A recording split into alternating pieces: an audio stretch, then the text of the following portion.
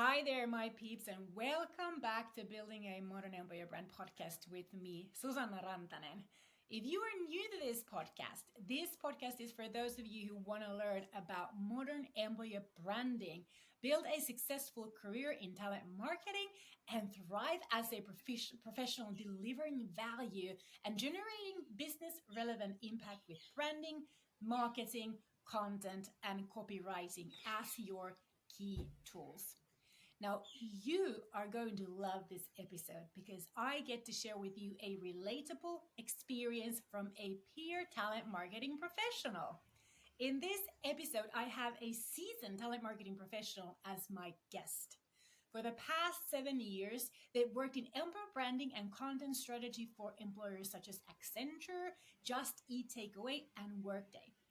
Claudia approached me recently on LinkedIn telling me my podcast episodes have sparked ideas and discussions that have sparked with their own journey. And we decided to have a proper chat and share with you on this episode. Now, being able to learn how others have built their telemarketing careers and what they have learned on their career journey can be hugely inspiring. So, Claudia Nolan, welcome to the Building a Modern Employer Brand podcast. Thank you so much for having me, Susanna. This is such a pleasure. Very excited for today's episode and to talk to you more about this and hopefully to maybe inspire some of your audience who haven't thought about a career in this area yet or are thinking about it at the moment. Wonderful. So, do you want to run us through your talent marketing career steps so far? Where did it all begin and where are you now? Yeah, absolutely. So I started working in Accenture on the Google account in more so of a growth marketing position, I would say.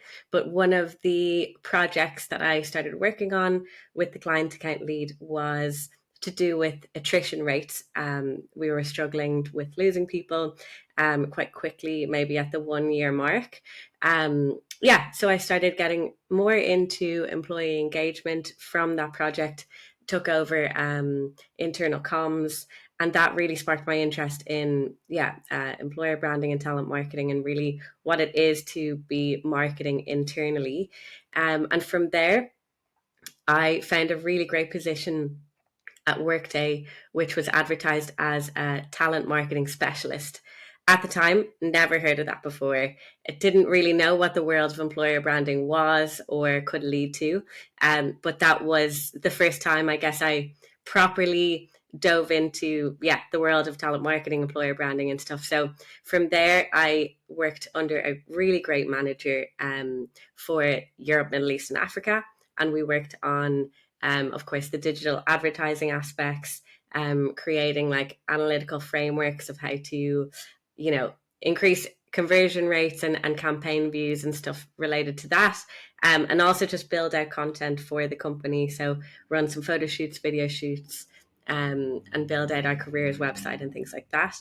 From there, I mean, the global pandemic happened to me and everybody else.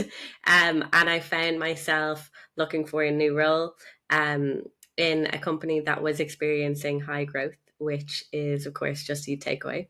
All, I think, takeaway companies were experiencing high growth in this, pandemic. So they needed to take on somebody who was going to be really quickly building out their recruiting marketing strategy. And at the time, there was very little done, if not anything done there for the more corporate side of the positions. So I went in, built out some frameworks and really worked on kind of developing what I like to call kind of a recruitment marketing playbooks. So, what works for this country, for this audience, for this persona, and then copying that out per area. So that was in Amsterdam because before you were in Ireland, right?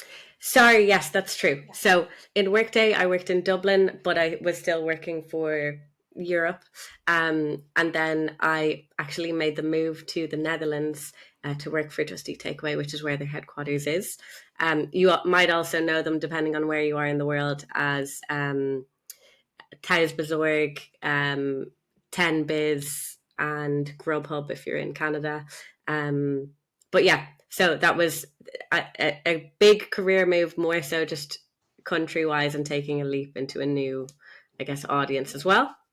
Um, yeah, I think really when we talk about recruitment marketing, and Susanna, we kind of covered this in our chat before, is it can mean so many different things in so many different companies.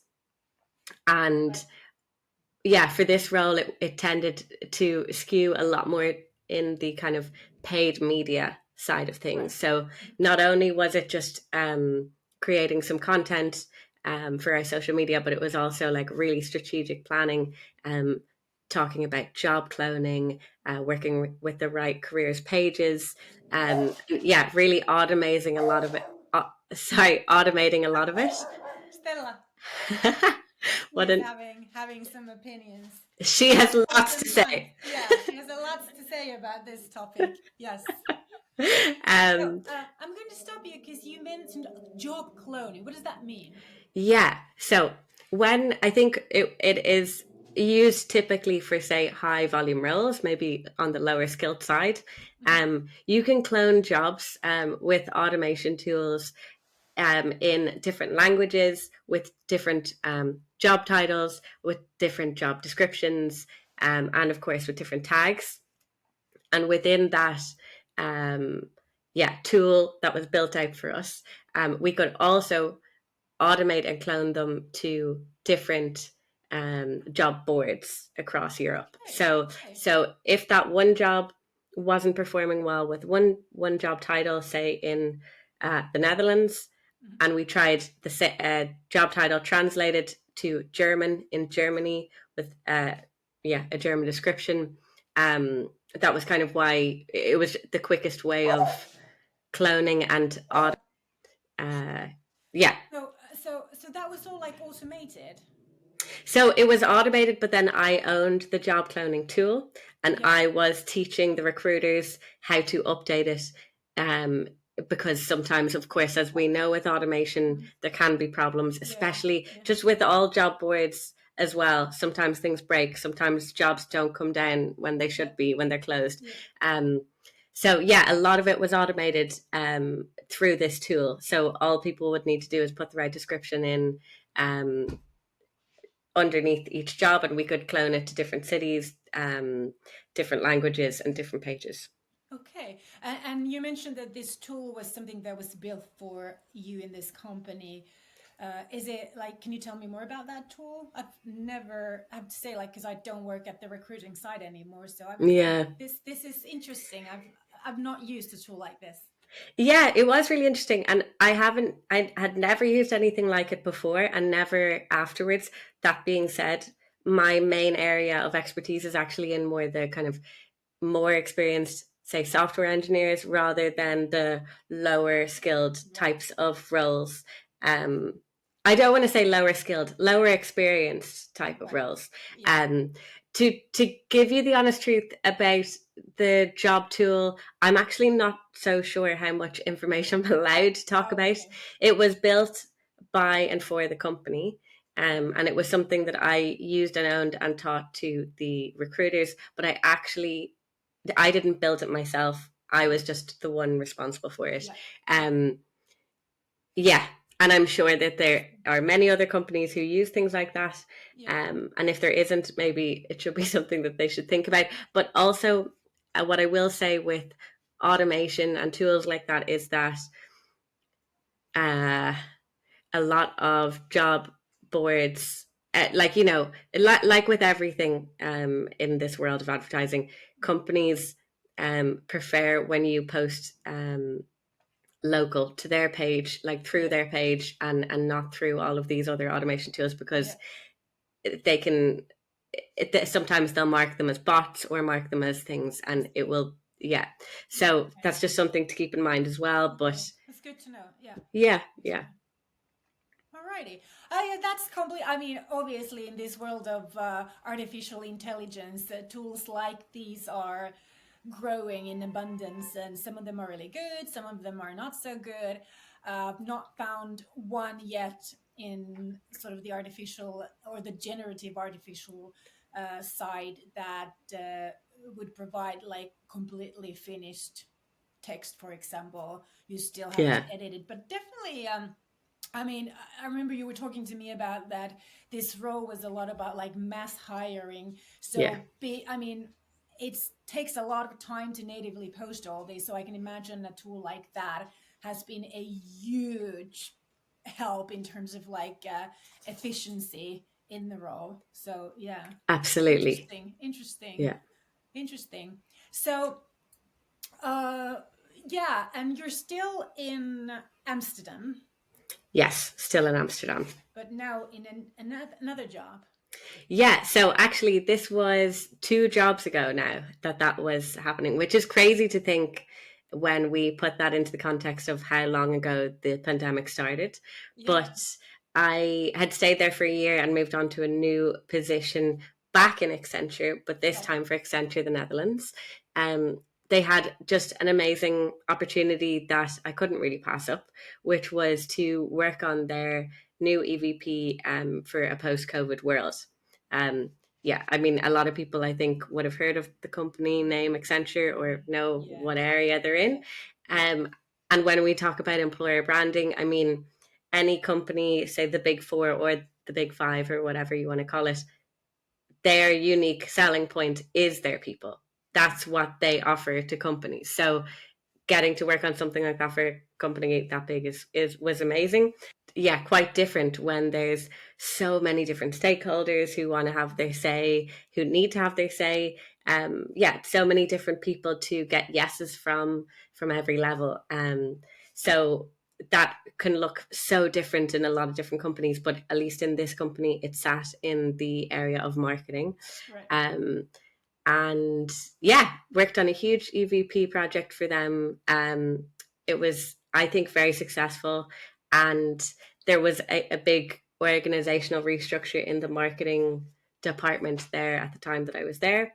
So my role actually did change then from talent branding to candidate marketing and inclusion and diversity marketing. Okay. Um, yeah, Okay. which I Okay. mean was great for me because of course I sit in the area of being diverse by being non-binary, as you Mm. have sort of alluded to with my pronouns. Yeah. So yeah, that was really great. But I look, as we all do, sometimes we need to move on with our career, and I was craving the level of creativity of really developing something from scratch again. Where sometimes in those bigger companies you need to make sure your message is completely consistent in every Mhm. single country, and you're just localizing things, which is tricky when, yeah, when you come between, okay, how should our company be represented consistently across the world, but then how do we localize the message? Mhm. It's a hard, yeah, kind of stuck between a rock and a hard place.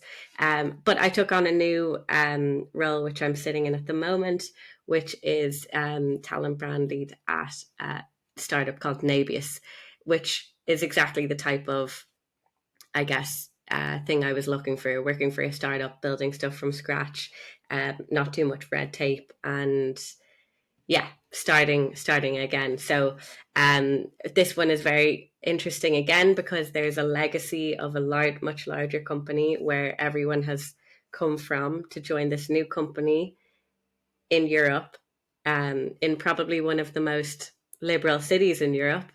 Mhm. um, and yeah, what taking certain things from that larger company, um, that obviously people believed in and stood for, and then merging that with European culture and, yeah, I mean, flexibility and work life balance and all of these things that weren't traditionally sold to them by the company that they came from, let's say. So yeah, Wow. great little You summary there. really have done an incredibly a lot of like different types of projects and tasks that fall all under talent marketing, be it recruitment related or employer branding related. What would you say has been your sort of most favorite project or task out of all? Really good question. I think it has to be building out the new EVP for Accenture post COVID, because although there are so many people that you have to, bring along and make sure that you have their buy-in along the way, when you do get to the end point of, getting all of your approvals and people really believing in it, um, first of all, it feels like such an accomplishment, because I think one of the trickiest parts about working in employer branding is getting everyone behind the same idea, making sure every area feels somewhat, um, I guess, represented in the EVP, and then getting to the launch, which we did with a huge party. And the whole idea of the campaign that went alongside that EVP was changed. So we had, a huge party with very different dynamic changing elements, whether it's color changing drinks or entertainment with people changing outfits during, or like DJs changing, all of this stuff. So I think that was really nice, because for the first time I've not seen one of the larger companies that I've worked for, especially the employees themselves, really see talent branding and what it brings to the table, and how it benefits not just them but the entire company, and people being like, yeah, this is who I am, this is who I stand for, this is why, like, this is the company that I spend 8 hours or more a day at, and I feel aligned with their vision. So Yeah. that, like, having that in a physical um venue where everyone is kind of under the same umbrella, being like, this is what we're here for, this is what we believe in, it rarely happens, I feel, or it has rarely happened for me, and that, I think, is what made it so enjoyable. You mentioned earlier in regards to this particular project that the hardest part of it was dealing with all the stakeholders and getting the buy-in. I know that there are so many people right now in that same situation, working in a huge organization and struggling with that stakeholder management and the buying. What would be your sort of tips or your advice how to successfully deal with the stakeholders and get that buy-in? A great, really good question. And also, I would love to hear anybody else's advice on this as well, because I think it's Yes. a constant learning Do curve. comment on this episode and share Yes. us your tips on stakeholder management and getting that buy-in, please. Yeah. We both want to hear about it. Yes. Um, I would say the first thing is to try and get everyone who needs to be in the conversation in early, because that was one big learning curve for me, where one major person was left out, and then the conversations actually had to begin again, all over Yeah. again, from them at the jump. The second is, to really try it, make everybody feel listened, whether or not their idea gets brought in or not. If they feel listened and respected, I think they will come along with it. um How did you yeah succeed with that? Did you organize a lot of sort of conversations with everyone so they could have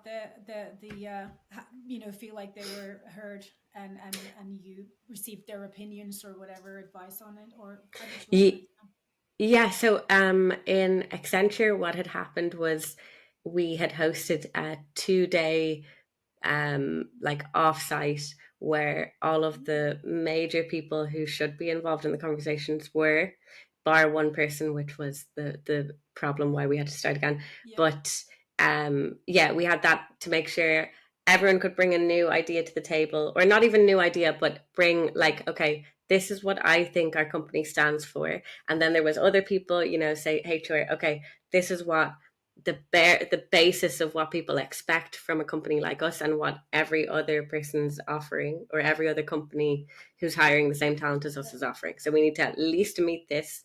this is what we offer individually, and then just get everyone in a room at the same time. That was extremely helpful, but it's definitely not always manageable. I'd say, especially for you, like it was so rare, and it was amazing to be able to do that. But in other companies, the way that has gone is me having lots of different individual meetings and trying to fit group meetings in here and there, Right. and then just doing iterations on iterations on iterations until I get yeses. And then at a certain point you need to, because there will always be someone making those comments of like, oh, I think we should change it to this, I think it should be that. At some point you have to just back yourself as well and be like, this is the closest we're going to get to a Yeah. yes from everyone, so here we Yeah. go. Yeah. Yeah. That's a really good advice. This is as closest to yes that we're gonna get from everyone. I love that. That's a really good one. Great. Definitely can use that myself as well with many client projects. Yeah, I was gonna. Is it okay if I ask you the Yeah, kind of sure. same question back then of like, Yeah. how do you manage that? Manage stakeholders the best, or what have you found to Yeah. work the best? Yeah. I mean, I think that's also a big challenge working as a consultant with clients because I don't know who are the stakeholders. So I have Yeah, to give the clients often like examples, maybe invite this or invite this person or invite whoever will be in this kind of a role. But still, I find that there are definitely situations where we've gone like quite sort of further along in the project, and then we do some kind of a let's say I present the strategy to a group of people, and then the client side has invited people in that haven't been taking yeah, part earlier, and then all of a sudden it's like no, no, no. And so yeah, I those are really unfortunate situations because sometimes you can really sense that the client, like the contact people, that they are really like getting frustrated and they didn't necessarily see that happening, so yeah, they weren't like even considering inviting, or maybe they did but these people didn't want to join or whatever. I don't know. They yeah, don't oftentimes share with me these kind of details afterwards. Definitely those impact the success of the project. If yeah, there is an internal kind of a wall that comes in, and then if the employer branding side of the coin uh, don't feel comfortable going against or whatever. So I guess for me and my team, these are the situations where when we experience these, we literally talk about it internally and hmm, kind of put a mental note that next time we have a new project, a new client, then we remember to ask also about this kind of role. Do you have somebody or yeah, like, so that it's kind of a learning process for us as well. And of course, we don't have the luxury of iterating forever. yeah, yeah, So yeah. we also have to kind of advise the clients of how to how this process goes and where we are the closest to the yes that we can be. I love it. Yeah, yeah, yeah, yeah. But it's hard. It's hard.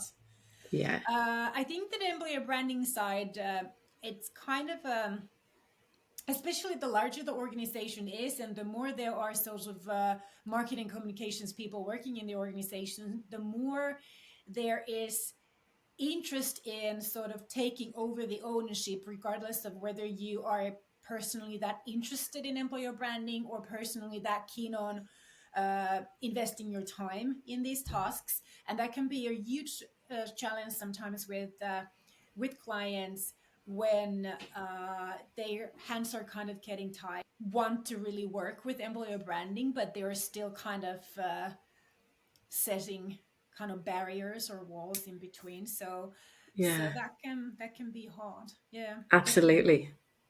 Yeah. Yeah. So you mentioned obviously that you've had the opportunity to experience obviously working in house versus working as a contractor, working in a US business versus a European business, Yeah. uh, global corporation versus a new startup.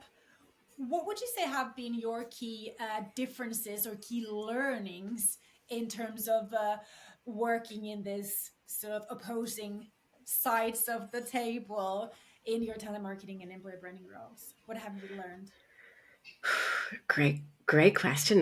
This is going to be a hard one to answer, I think.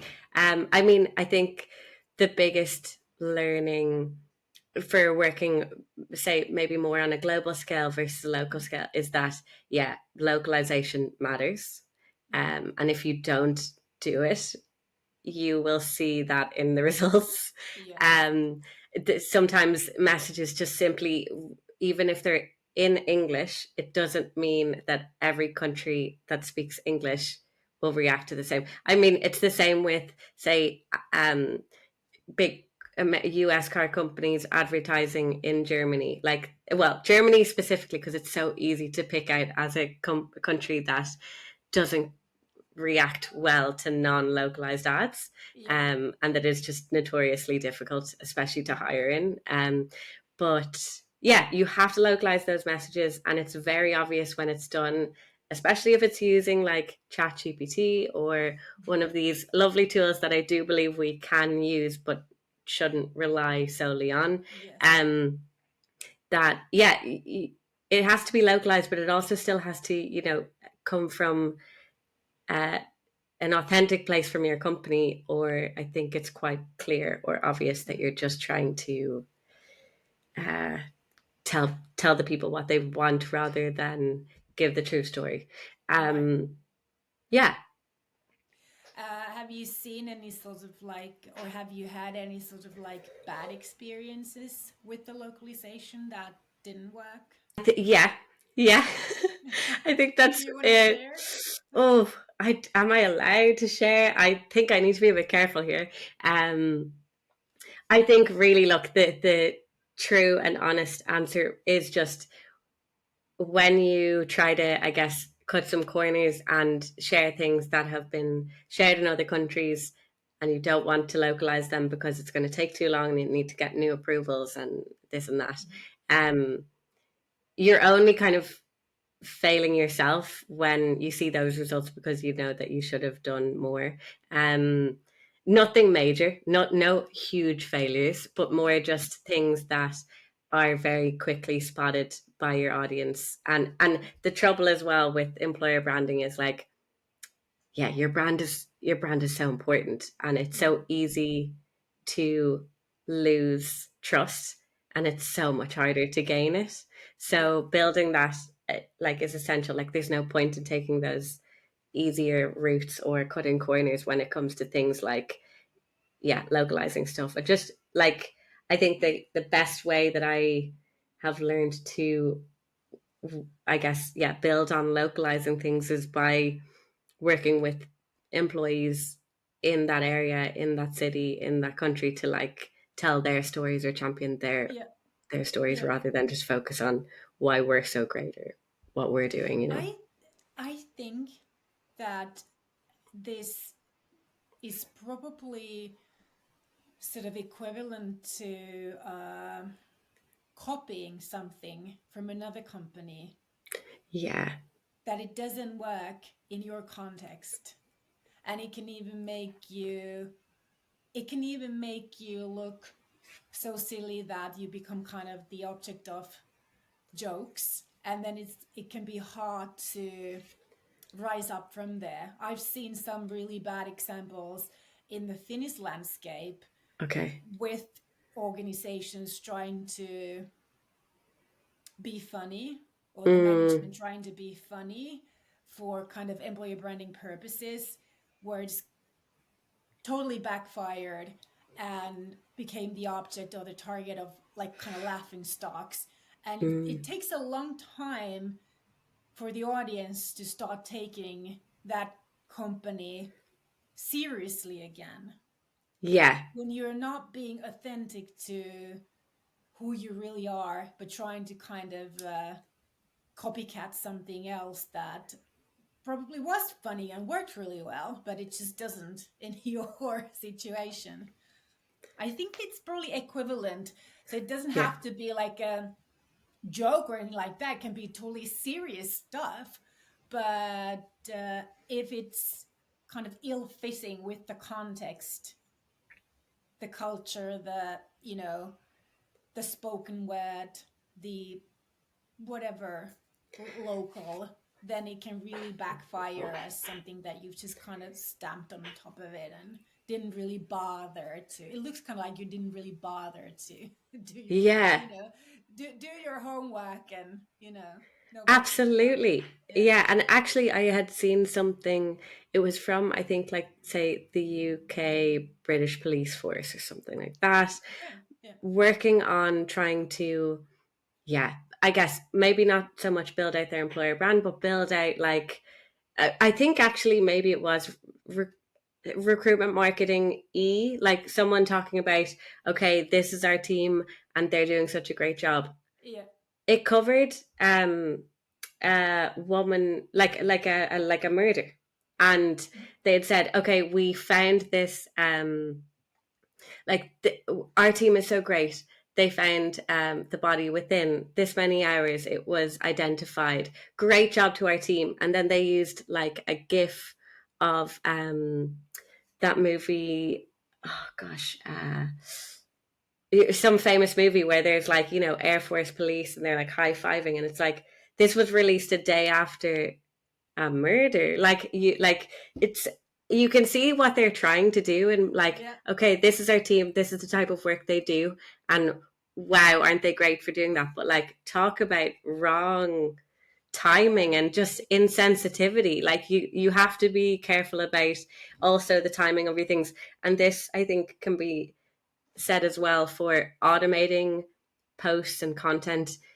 It's so important to keep checking those while they're going live, because if you forget that something happens on a big date or something in the news happens, Yeah. you use Yeah. a word that normally would be fine, and then that word is taken out of context because of the news that Yeah. day. Like, you could go, like you said, like, the trust can be lost so fast. Yeah. So Exactly. yeah. Exactly.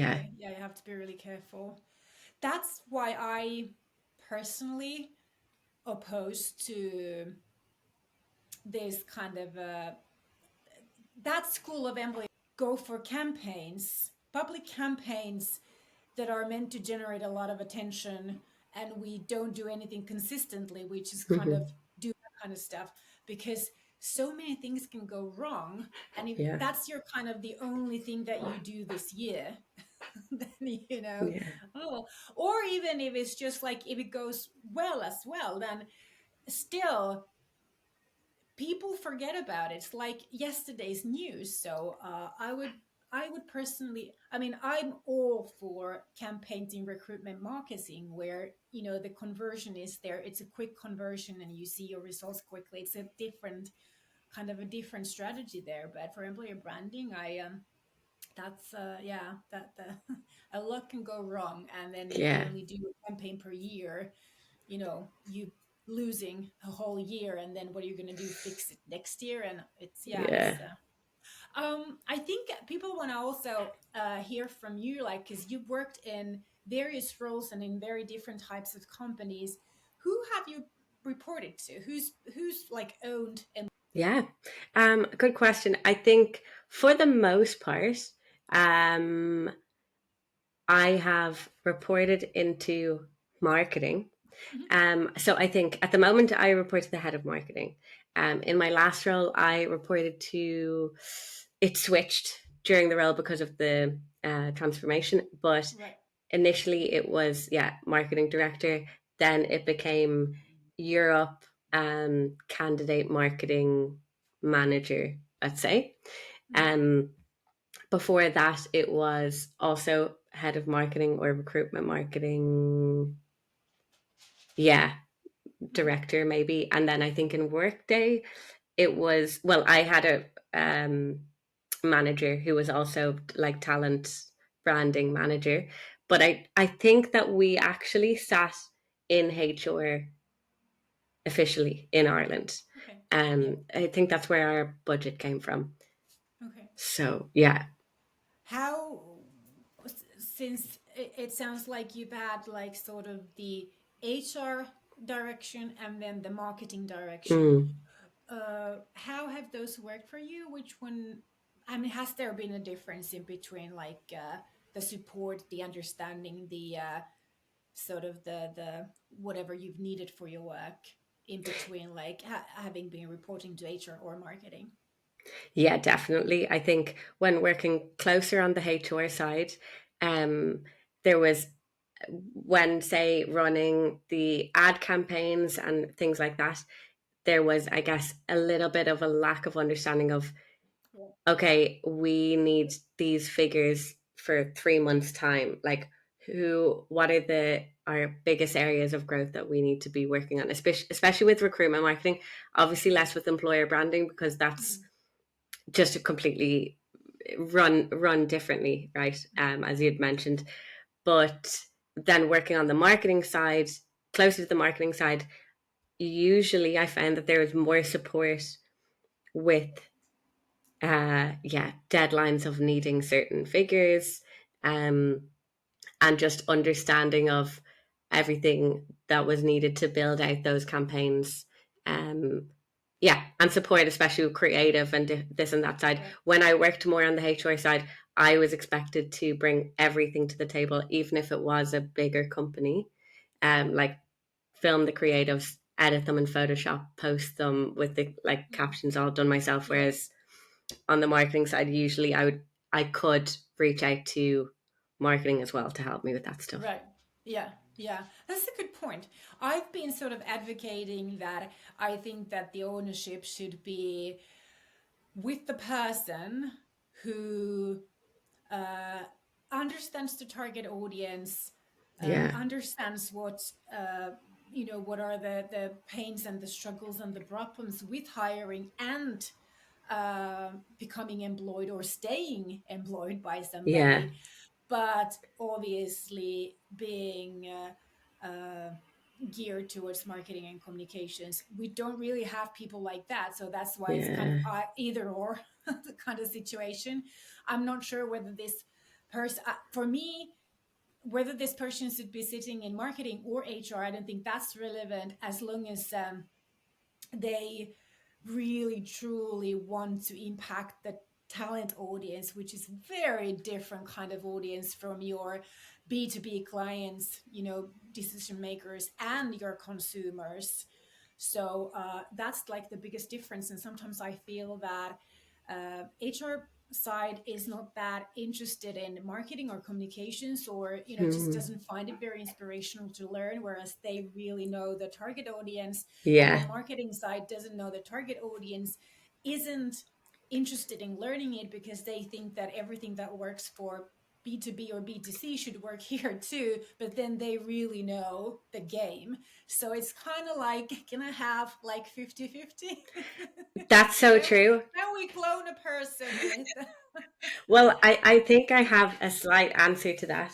And oh I yeah. think there's a bit of luck that comes to it as well, but also can be a bit of strategy on whoever it sits in this role side if you're working in house. If you can get like the country managing director or the client account leader or whoever that person is, who is much kind of higher up in the company and obviously can't be so engaged to be in a role like this, but if you can get their buy-in about how important your work is and what your vision is for how you want to deliver that, because ultimately you are helping them a lot. um Yes. that person can really help on both sides, selling it to marketing and selling it to HR, and that can make your life much easier. But sometimes those people just aren't, they don't care about like this role, Mm. but sometimes they really really do, and if you can get them on your side, it's helped me a lot, I would say.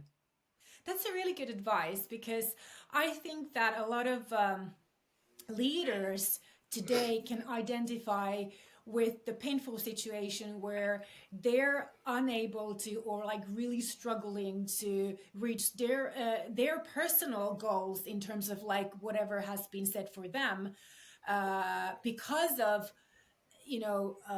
retention challenges and attraction challenges. So if you can't keep the talents you need, if you can't get the talents that you need, you can't reach your business goals.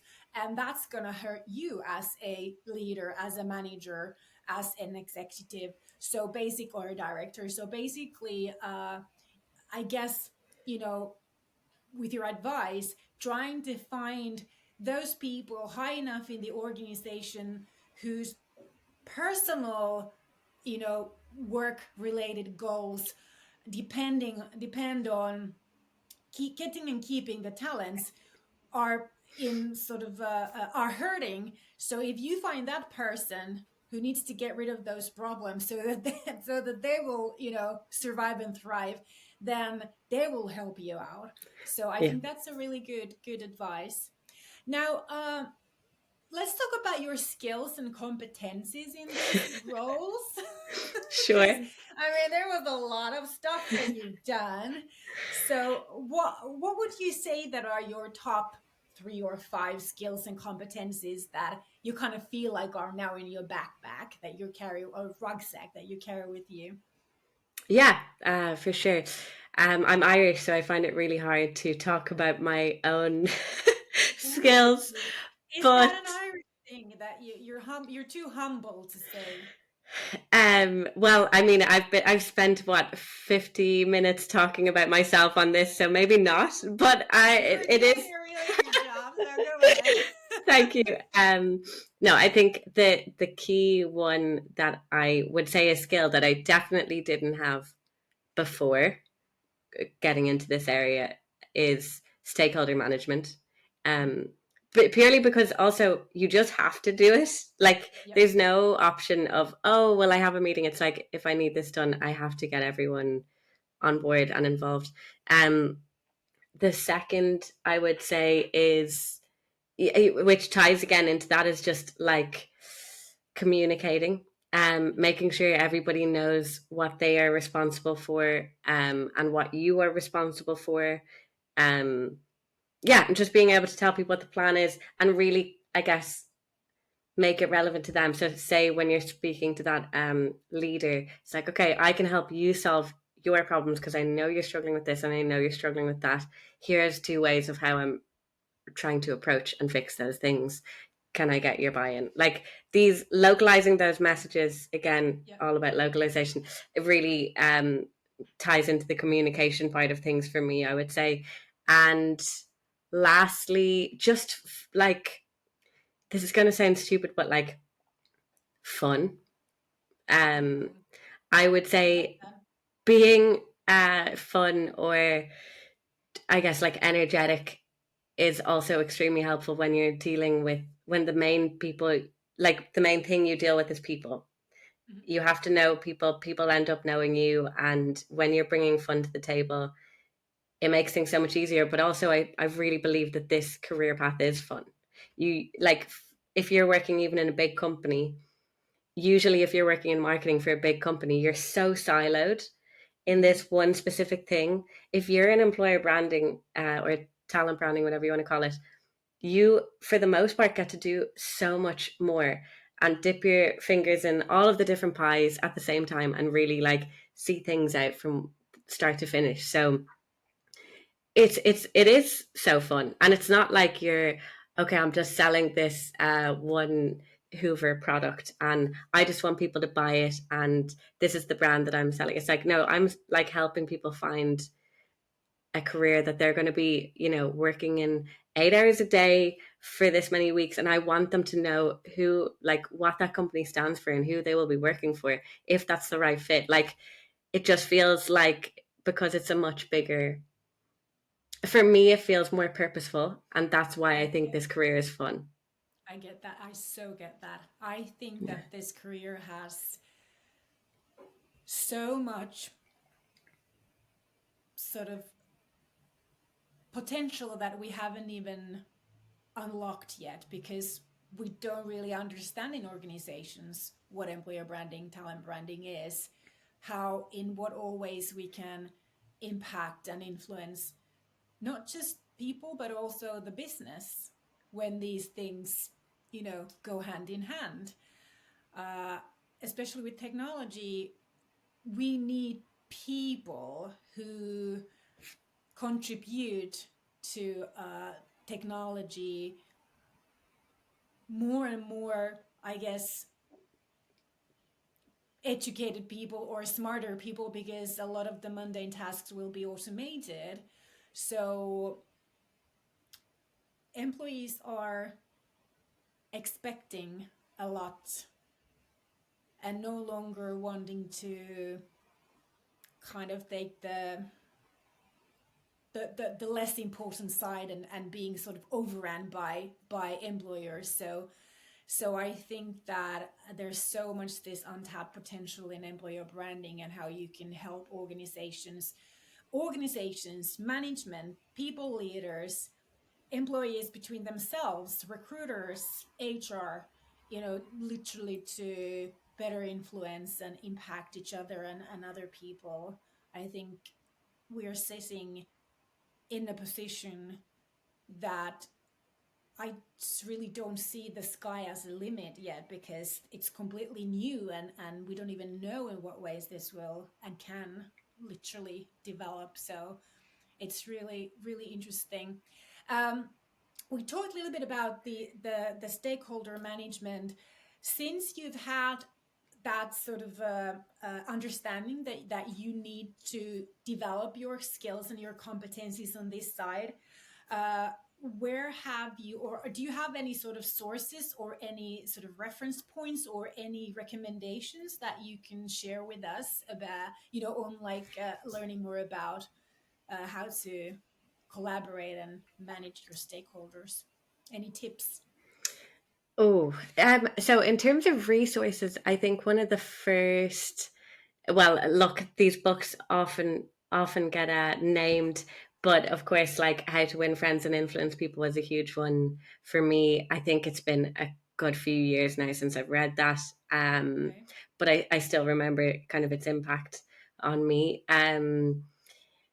But yeah, I think it's really just something that you have to learn by doing, but definitely with tips on connecting with people, which I think is huge, is like just things like trying to remember maybe somebody's kids' names or dogs' names or birthdays. For instance, there's a bodega, a small shop beside my house, and I'd asked the owner ages ago when his birthday was. It's this Friday, so I'm going to give him like a little present, and I think he's going to just be like, "Why did this person remember my birthday?" And just feel a bit nice. Like those are the types of things that I think when it comes to stakeholder management, if somebody likes you, they want to like your ideas as well. So Yes. like just small things that you can think of. Yeah, like remembering someone's dog's name, pets' names, kids' names, whatever.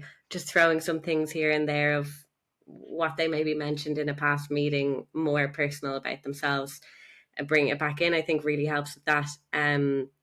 For trickier people, maybe people that you don't immediately connect with or bond with, or maybe who is someone who often says no, um, is to really try and maybe ask more questions about them and what they think, and try find one thing in something that they say that like has anything to do with what your idea is, and be like, that's such a great idea, that's actually what I was trying to go for with this point. What do you think? Or do you think that there's any way that this idea can tie back into what you just said? And then making it seem like it's their idea is like the best way I've found to get buy-in from people who are usually the big nose in the room. Mhm. Really good, really good. I like those, very like specific. Those are actually um, really good examples of how to influence others. There's like the science of persuasion is covers these, and actually is also a good direction to go.